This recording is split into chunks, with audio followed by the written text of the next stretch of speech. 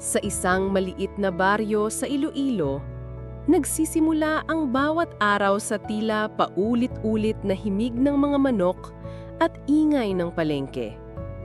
Doon nakatira si Elena Ramirez, isang 29 anyos na single mother, tahimik ngunit matatag, at ang tanging pangarap ay isang mas magandang kinabukasan para sa kanyang anak. Bawat umaga, si Elena ay nagtitinda ng gulay at prutas sa maliit na pwesto sa palengke. Simpleng hanap buhay, ngunit kulang para sa lahat ng pangangailangan. "Pwede bang tawad, ate? 3 na lang po para sa 5 piso?" Pag-uwi, binibilang niya ang kita. Ilang gusot na perang papel at barya. Palaging may kulang. Ganito na lang ba palagi? Sa kanilang maliit na bahay na gawa ng pawid at kahoy, naghihintay ang kanyang ina, si Aling Cora, na matagal nang may karamdaman. "Anak, pasensya ka na. Lagi kang nahihirapan dahil sa akin." "Nay, huwag niyo pong isipin yan. Kaya ko to. Basta kasama ko si Mia at kayo, kakayanin ko." Ngunit sa loob ng puso niya, alam ni Elena, hindi sapat ang kayod sa baryo para matustusan ang gamot ng ina at ang pag-aaral ni Mia. Gabi-gabi, bago matulog, pinagmamasdan niya ang anak na si Mia. Walang kamalay-malay ang bata sa bigat ng mundo. "Hanggang kailan kaya kami ganito, anak?" "Nanay, balang araw ako naman po ang mag-aalaga sa inyo." At sa simpleng pangungusap na yun, nagising ang determinasyon ni Elena. Kailangan niyang gumawa ng paraan, kahit pa mga hulugan iyon ng paglayo. "Elena, may alam akong ahensya. Naghahanap sila ng kasambahay sa abroad. Mas malaki ang kita kaysa dito." "Abroad? Rosa, hindi ko alam kung kaya ko.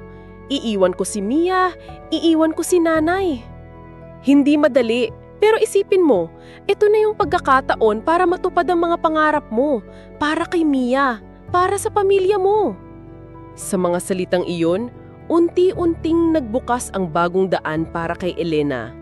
Hindi pa niya alam ang mga pagsubok na naghihintay, ngunit sa kanyang puso, nagsimula ang isang pangarap. Isang pangarap na magdadala sa kanya, sa malayo.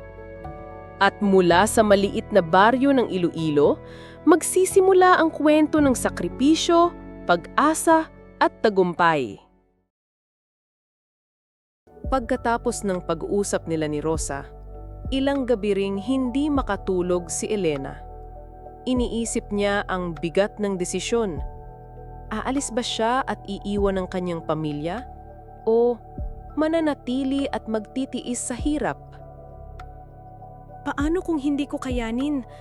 Paano kung hindi ko na makita ang anak ko ng matagal?" Ngunit sa bawat gabing iyon, tinitingnan niya ang kanyang anak na si Mia, payapang natutulog, walang kamalay-malay sa hirap ng buhay. "Para kay Mia, gagawin ko to." Kinaumagahan, kinausap niya ang kanyang ina. "Nay, may nag-aalok na trabaho sa abroad. Kasambahay daw. Malaki ang kita. Makakabili tayo ng gamot ninyo at mapag-aaral ko si Mia." Aling Cora: "Elena, anak, mahirap ang buhay sa ibang bansa. Marami kang maririnig na kwento ng sakripisyo at pang-aapi." "Alam ko, Nay. Pero hindi na pwedeng ganito lang kami. Kailangan kong subukan." Pumayag si Aling Cora, bagamat mabigat sa loob niya. Alam niyang wala siyang karapatang pigilan ang kanyang anak dahil ito lamang ang paraan para mabigyan ng mas magandang kinabukasan si Mia. "Ma, saan ka pupunta?" "Maghahanap lang ako ng trabaho sa malayo, anak. Para sa iyo, para sa kinabukasan mo." "Basta, Nay, huwag kayong magtatagal ha. Miss na kita agad." "Babalik ako, anak. Pangako." Kinabukasan, para sa unang pagkakataon, naglakad si Elena papunta sa bus terminal. Bitbit ang maliit na maleta at ang pinakamalaking pangarap ng kanyang buhay. Mula sa baryo ng Iloilo, sisimulan niya ang paglalakbay na magdadala sa kanya sa isang mundong puno ng sakripisyo, luha, at pag-asa. Matapos ang mahaba at nakakapagod na biyahe, sa unang pagkakataon ay nakatanaw ni Elena ang ibang bansa. Mainit, maliwanag, at tila banyaga ang lahat ng bagay. Ang mga gusali, ang mga tao, pati ang hangin, lahat bago sa kanyang paningin. Sa kanyang mga mata, ito ay simula ng isang bagong yugto. Ngunit sa kanyang puso, dama niya ang bigat ng pangungulila. Mia, Nay, nandito na ako. Para sa inyo to. Sa pagdating sa arrival area, sinalubong siya ng isang babaeng nakasuot ng abaya. Si Mrs. Abdullah, ang magiging amo niya. Elena, you are the new maid. Come, follow me. Malakas ang presensya ng babae. Mahigpit ang tingin, ngulit hindi niya mabasa kung mabuti o masama ang kalooban nito. Sa unang pagpasok ni Elena sa bahay, agad siyang namangha. Malawak ang sala, malamig ang hangin, at bawat gamit ay mamahalin. Ngunit kasabay ng pagkamangha, dumapo ang kaba. Tomorrow, you clean the house. Wake up early. Understand? Yes, madam. Sa gabing yun, nakahiga si Elena sa maliit na silid para sa mga kasambahay. Tahimik. Malayo sa ingay ng baryo, ngunit lalong malayo sa mga mahal niya sa buhay. Kaya ko to. Para kay Mia. Para kay nanay. Kinaumagahan, maaga siyang bumangon. Sinimulan niya ang kanyang unang araw. Naglinis ng sahig, naghugas ng mga pinggan, at nag-ayos ng bawat sulok ng bahay.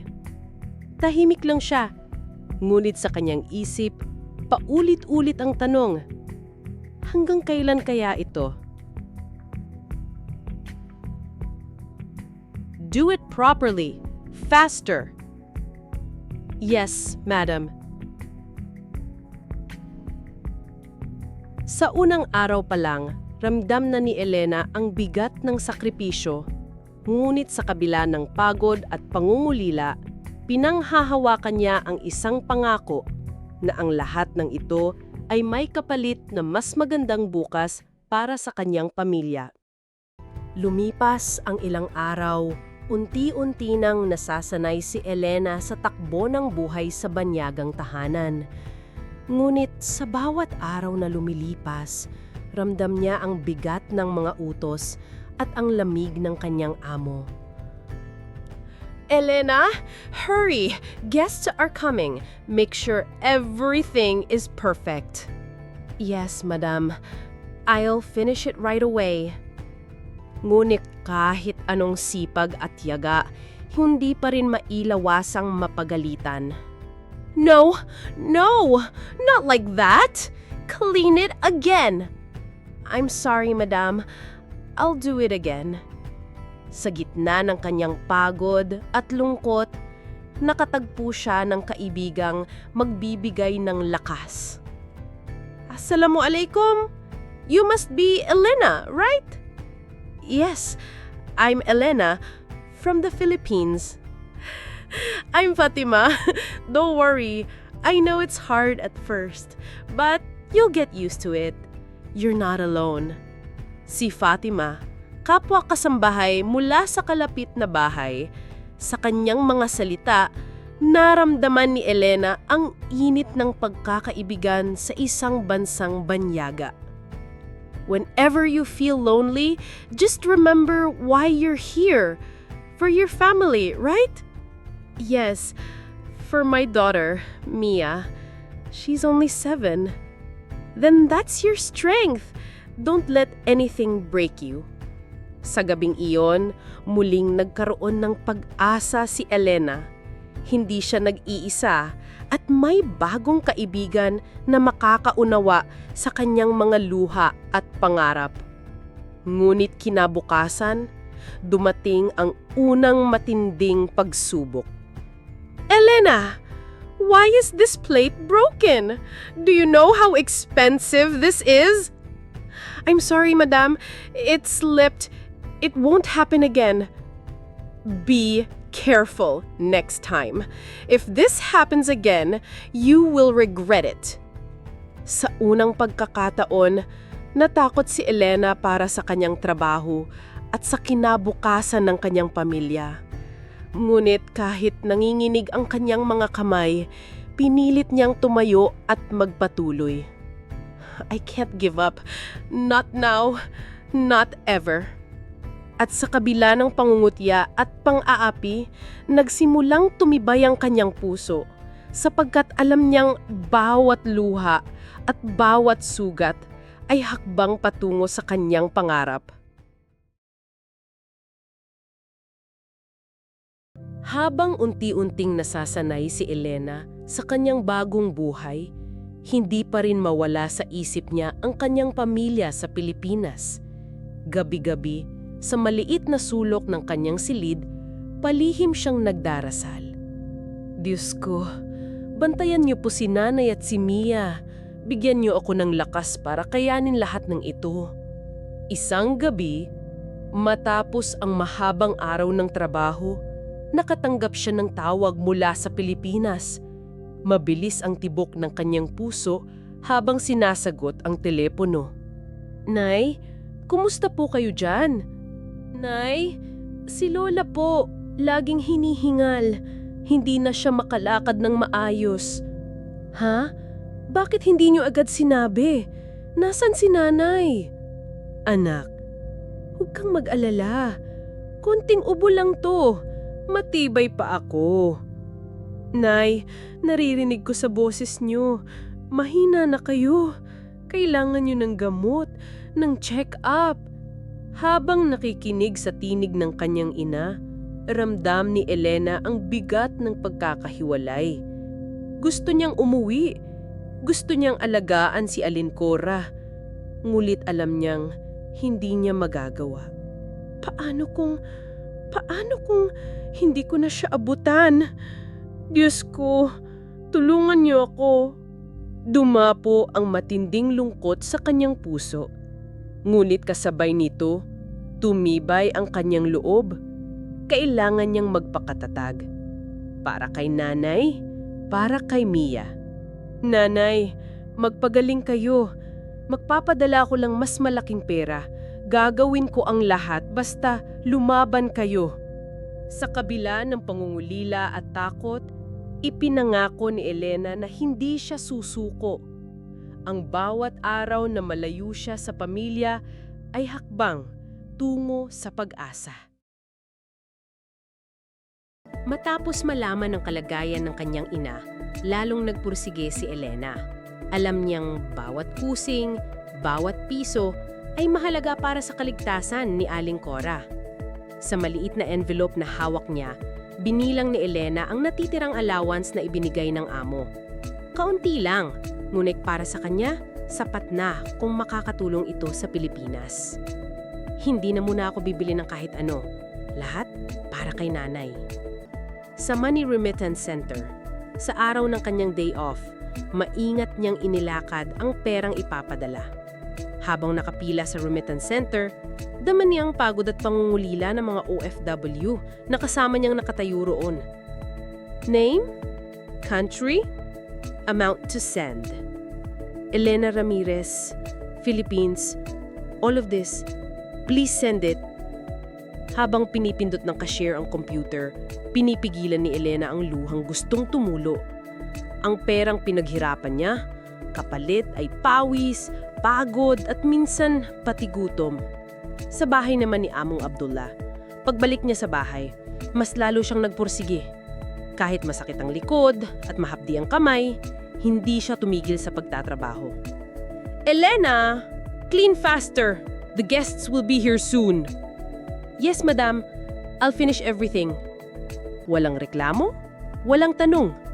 Dahil sa kanyang puso, isa lang ang malinaw, na bawat hirap ay para sa kaligtasan ng kanyang ina at kinabukasan ng kanyang anak. Sa kanyang sakripisyo, natutunan ni Elena na ang tunay na pagmamahal ay hindi nasusukat sa layo, kundi sa handang isuko para sa minamahal. Sa kabila ng bigat ng trabaho at lungkot ng pamumuhay sa ibang bansa, may natagpuan si Elena na tila bagong pamilya, ang pagkakaibigang dahan-dahang nabuo sa piling ni Fatima. "Elena, tikman mo ito. Lutong bahay namin sa Pakistan. Parang adobo nyo rin, pero mas maanghang." Ang sarap. Nakakaalala ng probinsya. Salawat, Fatima." Sa mga simpleng pagkain at kwentuhan, nabawasan ang bigat sa kanilang puso. At sa gabing iyon, nagsimulang magbukas si Fatima ng kanyang mga lihim. "Elena, minsan naiisip ko, hindi ko alam kung uuwi pa ako sa amin." "Bakit naman? Hindi ka ba sabik makita ang pamilya mo?" "Iniwan ko ang 2 anak ko sa Pakistan, pero hindi ko na sila kayang suportahan. Ang asawa ko, nag-asawa ng ulit. Dito lang ako may halaga." "Fatima, ang bigat ng pinagdadaanan mo. Pasensya na, hindi ko alam. Kaya nga sinasabi ko sa'yo, huwag kang susuko. Para sa anak ko mo, kailangan mong maging matatag. Huwag mong hayaan na mangyari sa iyo ang nangyari sa akin." Sa bawat salitang binitawan ni Fatima, naramdaman ni Elena ang pait at tapang na dala ng isang inang nasaktan, ngunit patuloy na lumalaban. "Alam mo, Fatima, si nanay may sakit na, at si Mia maliit pa. Sila lang ang iniisip ko. Kaya kahit mahirap, kakayanin ko. Hindi ko pwedeng iwanan sila." "Then you're stronger than you think, Elena. Remember, every tear you cry here is a seed of hope for them back home." Sa gitna ng kanilang pagkakalayo sa pamilya, natagpuan nina Elena at Fatima ang pagkakaibigang hindi kayang sirain ng distansya. Isang paalala na minsan, kahit sa malayo, may taong handang makinig, umalalay, at tumulong buhati ng iyong mga sugat. Isang araw, matapos ang mahabong oras ng trabaho, napansin ni Fatima na tila matamlay si Elena. Mabigat ang kanyang hakbang at tila may dinadala sa dibdib. "Fatima, Elena, okay ka lang ba? Parang hindi ka makakain." Elena: "Fatima, dumating yung mensahe ni Mia. Wala na raw pambili ng gamot si nanay. Pero wala na rin akong pera. Lahat napadala ko na." "Fatima, anak ng Diyos, bakit hindi mo agad sinabi? Elena, huwag mong sarilinin yan." Narrator: halos mahulog ang luha ni Elena habang nagkukwento. Hindi niya akalaning darating ang sandalin hindi sapat ang lahat ng pinaghirapan niya. "Fatima, alam mo, may naitira pa akong ipon. Hindi man malaki pero sapat para makabili ng gamot at makapag-check up si nanay mo. Kunin mo muna." Elena: "Fatima, hindi ko matatanggap yan. Pera mo yan. Pinaghirapan mo." Fatima: "Elena, pakinggan mo ako. Hindi lang ito tungkol sa pera. Isa itong pagkakataon na tulungan ng kapatid sa hirap. Kung akong nasa kalagayan mo, gagawin mo rin to para sa akin." Elena: "Fatima, salamat. Hindi ko alam kung paano kita mababayaran." Fatima: "Hindi mo kailangan bayaran. Ang kailangan mo lang gawin ay huwag kang susuko. Kapag napagdaanan mo na ang lahat ng ito, tulungan mo rin ang iba. Ganun lang." Narrator. Sa oras ng pangangailangan, natutunan ni Elena ang halaga ng pagkakaibigan. Hindi lahat ng sakripisyo ay kailangan mag-isa. Minsan, ang tunay na yaman ay ang mga taong handang mag-abot ng kamay kapag hirap ka na. Elena. Panginoon, salamat po sa inyo at kay Fatima, hindi ko po ito kakayanin mag-isa. Narrator. Ang pagtulong ni Fatima ay hindi lamang nakabawas sa bigat ng suliranin ni Elena, kundi nagbigay rin ng lakas na ipagpatuloy ang laban para sa kanyang pamilya. Sa ilang buwang paninilbihan, natutunan na ni Elena ang galaw ng bahay ng mga Abdullah. Ngunit sa kabila ng kanyang pagsisikap, may mga araw talagang hindi maiiwasan ng banggaan. Elena, why are the glasses not polished? I told you twice. Madam, I already wiped them. Maybe don't argue with me. You are here to work, not to answer back. Para kay Elena, sanay na siya sa utos at sermon. Pero sa pagkakataong ito, mas mabigat. Hindi lamang siya pinagsalitaan, kundi pinahiya pa sa harap ng mga bisita. See this? Even the maids from other countries do better. Elena, faster! Don't embarrass me. Maybe she's just tired, Mrs. Abdullah. No excuses. She must learn discipline. Sa bawat salita lang amo, tila ba tinutusok ang puso ni Elena. Ngunit pinigilan niya ang kanyang emosyon. Sa isip niya, ang galit ay hindi makakatulong. Ang pagtitimpi ang kanyang sandata. Elena, nakita ko ang lahat. Okay ka ba? Fatima, gusto kong sumakot. Gusto kong ipagtanggol ang sarili ko. Pero naisip ko si nanay, si Mia. Kung mawalan ako ng trabaho, paano sila? Sometimes, silence is not weakness. It's sacrifice. You're stronger than she will ever know. Sa gitna ng pangaalipusta, pinili ni Elena ang katahimikan dahil alam niyang ang bawat pagtitiis ay may kapalit. Ang pag-asang muling makasama ang kanyang pamilya at mabigyan sila ng magandang kinabukasan. Diyos ko, bigyan niyo po ako ng lakas. Hindi po para sa akin, kundi para sa kanila. Ang unang malaking away sa bahay ng amo ay naging pagsubok ng kanyang katatagan. Ngunit sa likod ng lahat ng ito, mas tumibay ang kanyang panata na anuman ang mangyari, hindi siya susuko. Matapos ang mainit na sigawan at pang-aalipusta ni Mrs. Abdullah, magdamag ng hindi nakatulog si Elena. Ang mga salita ng kanyang amo ay paulit-ulit na umuukit sa kanyang isip. Hindi ko na alam kung hanggang saan ko kakayanin ito, pero wala akong ibang pagpipilian. Sa katahimikan ng gabi, kumatok si Fatima. Dala niya ang maliit na kahon na puno ng pagkain at tubig. Elena, I saved some food from the kitchen. Alam kong hindi ka pinakain ng maayos kanina. Fatima, hindi ko alam kung anong gagawin ko kung wala ka. Paano kung palayasin nila ako? Huwag mong iisipin yan. As long as you follow the rules, they cannot just throw you out. And if they try, may alam akong ahensya na pwedeng tumulong. Hindi ka nag-iisa. Sa bawat salita ni Fatima, muling nabuhayan ng loob si Elena. Hindi lamang pagkain ang inabot ng kaibigan, kundi pag-asa at proteksyon. Alam mo ba, Elena, kapag sobra ang utos ni Madam, ako ang lihim na gumagawa ng ilan sa gawain mo para hindi ka mapagalitan. Huwag kang mag-alala. Hindi ko ipapaalam sa kanya. Ginagawa mo yun? Pero bakit, Fatima? Mapapahamak ka. Because I know how it feels to be in your shoes. I will not let you break, Elena. Hindi ko hahayaang mawalan ka ng lakas. Dahil sa mga lihim na pagtulong ni Fatima, nakayanan ni Elena ang sumunod na mga araw.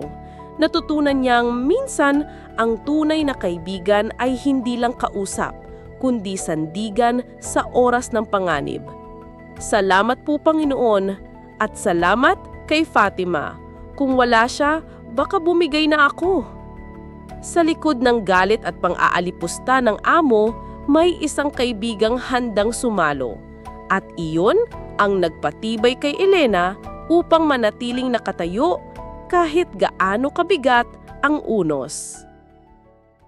Sa mga nakalipas na linggo, kahit nahihirapan si Elena sa ugali ng kanyang amo, natututo na rin siyang mag-adjust. Ngunit habang unti-unting nasasanay sa trabaho, may isa namang bagay na hindi niya maiwasang mapangsin, ang laging nakamasid na kapitbahay.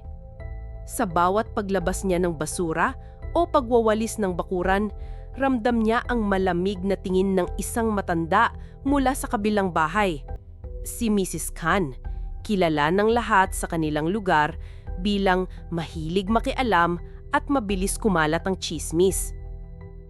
Isang hapon, naglabas ng basura si Elena. Humahangos siya, nanginginig ang mga kamay, nang biglang marinig ang tinig ng matanda. "Hoy! Ikaw ba ang bagong kasambahay ng pamilya Almansur?" Opo. Ako po si Elena. Pasensya na po kung maingay ako. Nagmamadali lang kasi akong tapusin ito." Hindi ingay ang problema. Tandaan mo, dito mabilis kumalat ang balita. Isang maling kilos lang, malalaman agad ng buong komunidad. Napayuko si Elena, halos mamuo ang luha sa kanyang mata.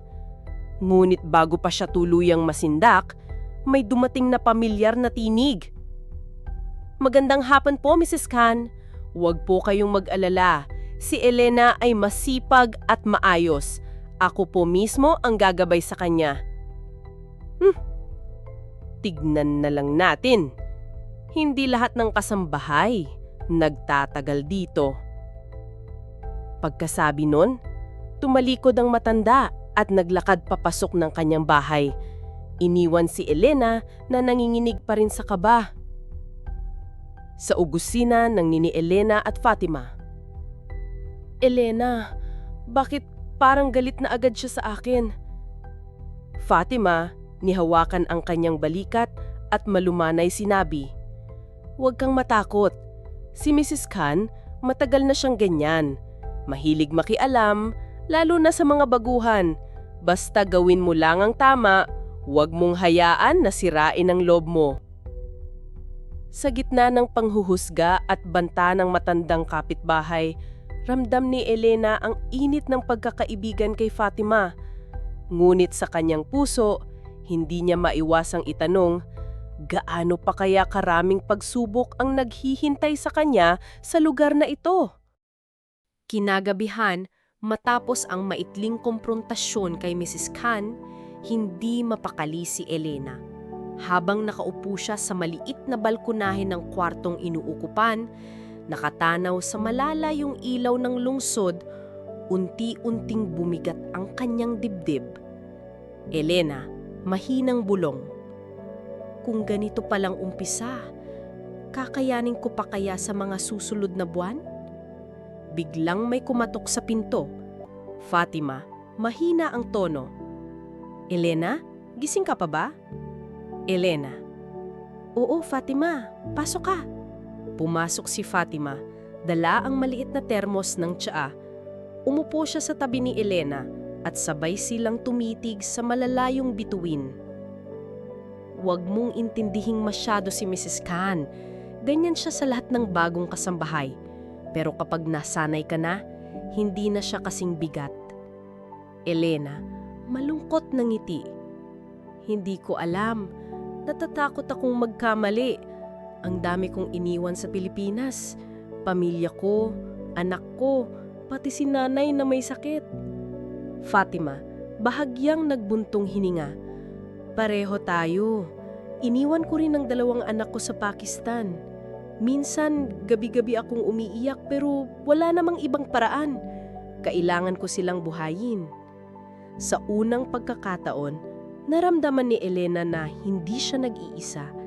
may kaibigan siyang nakakaintindi ng sakit na dulot ng pangungulila.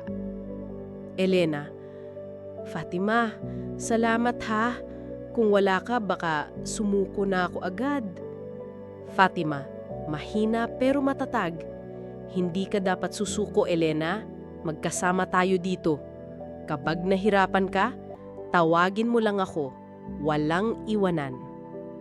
At sa ilalim ng malamlam na ilaw ng balkonahe, nagsimula ang isang pagkakaibigan na magiging sandigan ni Elena sa darating pang mas mabibigat na pagsubok. Maagang gumising si Elena, gaya ng nakasanayan.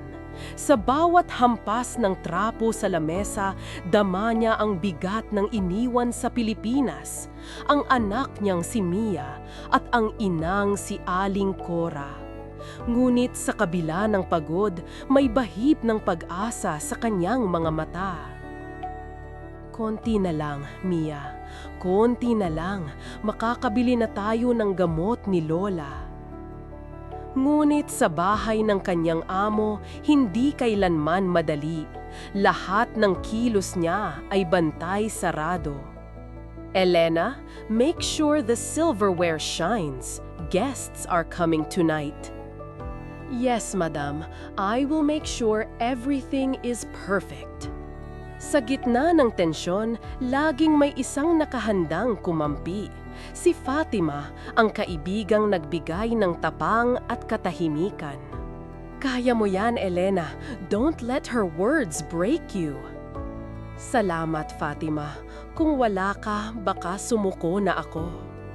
At sa bawat araw na lumilipas, mas lalong tumitibay ang kanyang loob. Hindi lamang para sa sarili, kundi para sa pamilyang umaasa sa kanya. Nighttime. Elena in her small room abroad, folding clothes. She looks tired, holding a photo no Mia. Sa gabi, kapag humupa na ang ingay ng bahay, doon dumadaloy ang tunay na lungkot ni Elena. Sa katahimikan ng kanyang maliit na silid, tanging larawan ng kanyang anak ang nagbibigay ng lakas. Mia, pasensya na anak. Babalik din si Mama. Maghihintay ka lang ha? Ngunit sa gitna ng pangungulila, may isang hininga ng ginhawa. Isang tawag mula sa Pilipinas. Mama, naipakita ko po sa teacher ko yung drawing ko. Sabi niya magaling daw ako. Talaga anak? Naku, ang galing-galing ng baby ko. Mana ka talaga kay Mama. At kahit may karamdaman, pinilit din ni Aling Cora na lumapit sa tawag. Ang kanyang presensya sapat na para muling tumibay ang puso ni Elena. Anak, huwag mong alalahanin masyado si nanay. Ang mahalaga, ligtas ka dyan. Kaya mo yan. Nay, kayo po ang iniisip ko lagi. Pangako, magpapadala ako sa susunod na sahod para sa gamot nyo. Narration. Sa bawat tawag, may luha. Pero sa bawat luha, may apoy na muling naglalagablab sa puso ni Elena. Apoy ng pangarap para sa kanyang pamilya. Sa bawat araw, dala ni Elena ang bigat ng pangungulila at trabaho. Ngunit sa mga kalyeng banyaga, may mga bagong kwento rin na naghihintay. Kwentong magpapabago sa kanyang paglalakbay. Miss! Teka lang, nahulog po yung plastic nyo. Ay, salamat. Nakakahiya naman. Si Marco de la Cruz, kapwa Pilipino, kapwa nangangarap. Sa unang pagkakita, dala na niya ang init ng pagiging kababayan. OSW ka rin. Saang bahay ka nagtatrabaho? Oo, kay Mrs. Abdullah. Ikaw? Sa construction ako dito. Medyo mabigat pero tiis lang para sa pamilya. Sa mga salitang iyon, nakaramdam si Elena ng kakaibang gaan. Parang sa unang pagkakataon, may kasama siyang tunay na makakaintindi sa kanyang pakikibaka. Buti pa, may nakakasabay akong kapabayan, hindi na gaanong nakakatakot. Huwag kang mag-alala. Dito, kailangan natin magtulungan. Hindi ka nag-iisa. At doon nagsimula ang isang pagkakaibigang magbibigay kay Elena ng panibagong tapang sa isang bansang banyaga. Sa isang bansang banyaga, minsan sapat na ang isang simpleng upuan para maging pahingahan ng puso.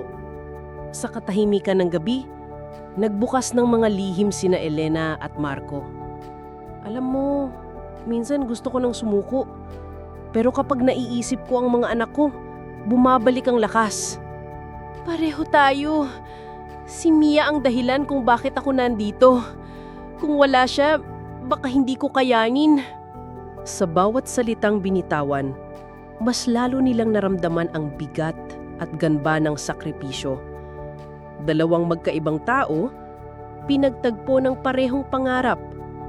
Alam mo, Elena, hindi masama kung minsan hihingi tayo ng tulong. Hindi tayo dapat laging mag-isa. Salamat, Marco. Matagal ko nang hindi naririnig na may kasama ako. At sa ilalim ng mga bituin, nagsimula ang isang pagkakaibigang huhubugin ang kanilang lakas. Isang pagkakaibigang magbibigay ng liwanag sa gitna ng dilim. Sa gitna ng katahimikan ng gabi, isang tawag ang gumising sa lahat ng takot ni Elena. Tawag mula sa Pilipinas. Tawag na magpapabago ng kanyang lakas. Rosa, si Nanay Cora. Bumibigat ang sakit niya. Dinala na namin sa ospital pero kailangan ng pera agad. Ano? Bakit hindi niyo agad sinabi? May ipon pa naman ako. Ipapadala ko bukas. Sa kabilang linya, ramdam niya ang pangungulila at ang bigat ng pagiging malayo. Gusto niyang umuwi. Gusto niyang yakapin ng ina. Pero ang tanging kaya niya, pera. Kaya ko to. Para kay nanay. Kakayanin ko lahat. At sa gabing iyon, sa bawat luha na tumulo, mas lalong tumibay ang kanyang dahilan. Isang anak, isang ina, isang sakripisyo na hindi kayang tumbasan ng kahit ano. Kinabukasan, hindi na nag-aksaya ng oras si Elena. Ang bawat galaw niya, mabilis at puno ng bigat. Isang bagay lang ang nasa isip niya, ang buhay ng kanyang ina.